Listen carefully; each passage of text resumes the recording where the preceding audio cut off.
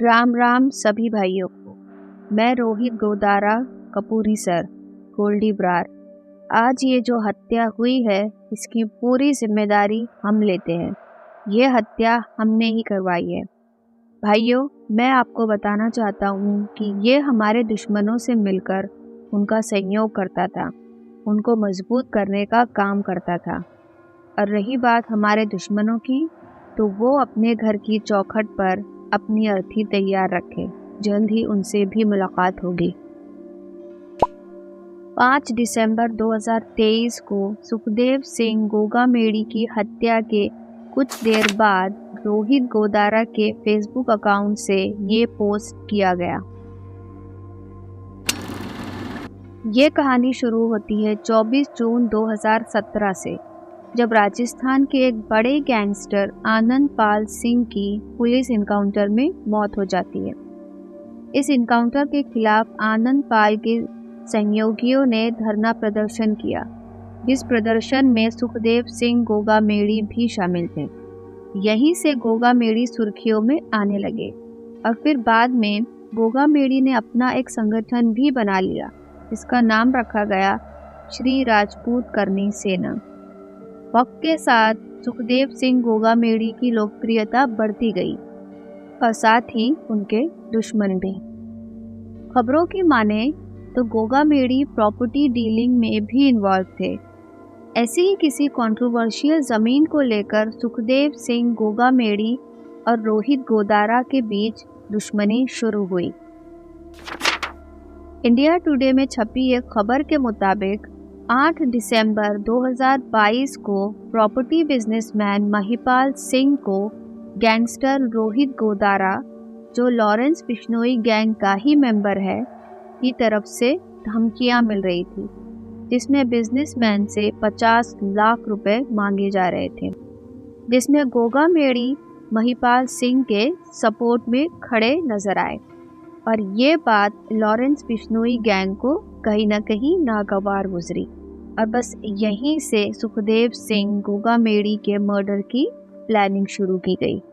1.5 साल पहले पहली बार रोहित गोदारा ने सुखदेव सिंह गोगामेड़ी को फोन कर उन्हें जान से मार देने की धमकी दी, लेकिन तब सुखदेव सिंह ने इस धमकी को उतना सीरियसली नहीं लिया।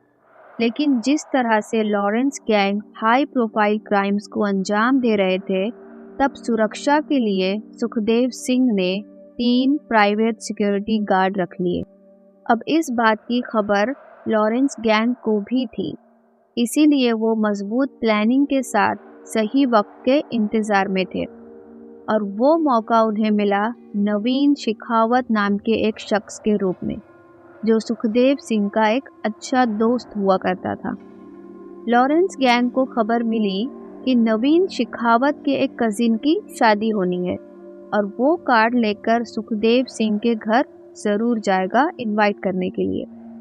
तब उन्हें लगा कि ये एक अच्छा मौका हो सकता है सुखदेव सिंह के करीब पहुंचने का, और इस काम के लिए 2 शूटर्स को चुना गया।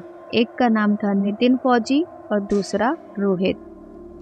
अब यहाँ जांच का विषय एक ये भी है कि क्या नवीन शेखावत पहले से ही इस प्लानिंग के बारे में जानता था, या फिर वो अनजाने में ही बस एक मोहरा बना। क्योंकि हुआ कुछ ऐसा कि नवीन शेखावत की कपड़ों की दुकान थी।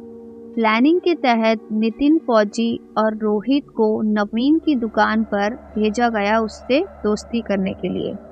इसमें काफ़ी वक्त लगा, लेकिन धीरे धीरे दोनों शूटर्स ने नवीन का भरोसा जीत लिया। इस बातचीत में दोनों शूटर्स ने एक बार नवीन को बताया कि वो सुखदेव सिंह गोगामेड़ी के बहुत बड़े फैन हैं और उन्हें बहुत पसंद भी करते हैं। इस पर नवीन ने कहा कि मैं शादी का न्योता देने उनके घर जाने ही वाला हूँ, चाहो तो तुम साथ चल सकते हो। तो इस तरह दोनों शूटर्स 5 दिसंबर को सुखदेव सिंह के घर पहुँचते हैं। अब इसे इत्तेफाक कहे या साजिश, लेकिन हत्या वाले दिन सुखदेव सिंह के साथ सिर्फ एक सिक्योरिटी गार्ड मौजूद था, जिसका नाम था अजीत। बाकी 2 अनअवेलेबल थे। अब ऐसा क्यों था ये तो पूरी इन्वेस्टिगेशन से ही साफ हो पाएगा।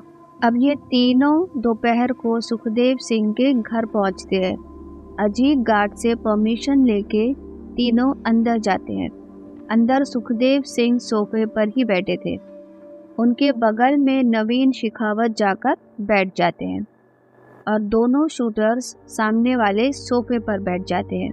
करीबन 10 से 15 मिनट तक तो सब कुछ ठीक ही रहता है। उसके बाद घर में लगे सीसीटीवी फुटेज में देखा जा सकता है कि नवीन शेखावत के मोबाइल पर एक कॉल आती है जो वो सुखदेव सिंह को दे देते हैं।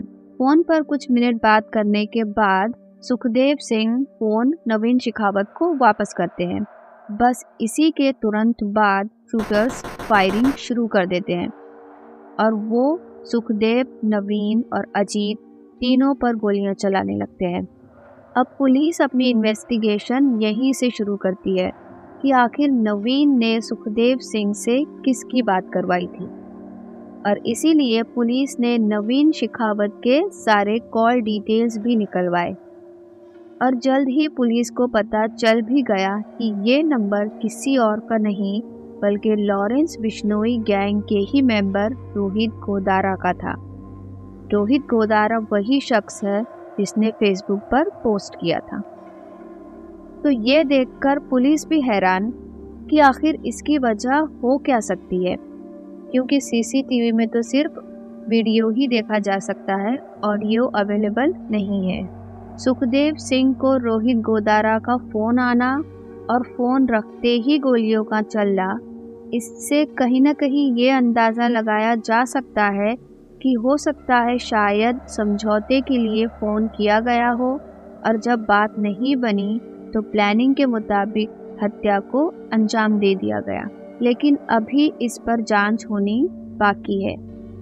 सुखदेव सिंह की फ़ोन पर क्या बात हुई ये तो सिर्फ 5 लोग ही बता सकते हैं। सुखदेव सिंह, नवीन शेखावत, वो 2 शूटर्स और सिक्योरिटी गार्ड अजीत। इनमें से 3 लोगों की तो मौत हो चुकी है और जब मैं ये वीडियो बना रही हूँ तब तक दोनों ही शूटर्स फरार है। गोलियां मारने के बाद घर के बाहर लगे सीसीटीवी में दोनों ही शूटर्स भागते हुए नजर आते हैं, पर उसके बाद वो लोग कहाँ गए, क्या किया, इस पर अब तक की हुई जांच से पता चला है कि घर से भागने के बाद वो लोग रास्ते पर एक आदमी को रोकते हैं और उसे गन दिखाकर उसकी स्कूटी पर भाग जाते हैं। स्कूटी लेकर वो रेलवे स्टेशन पर पहुंचते हैं और प्लेटफॉर्म पे लगी ट्रेन में ही बैठ जाते हैं। राजस्थान में एक शहर है कुचामन सिटी। ये दोनों जयपुर से लगी उस ट्रेन में सवार होकर इसी कुचामन सिटी के स्टेशन पर उतर जाते हैं। अब वहाँ से वो एक बस में सवार होते हैं और पहुँचते हैं राजस्थान के ही एक इलाके डीडवाना तक।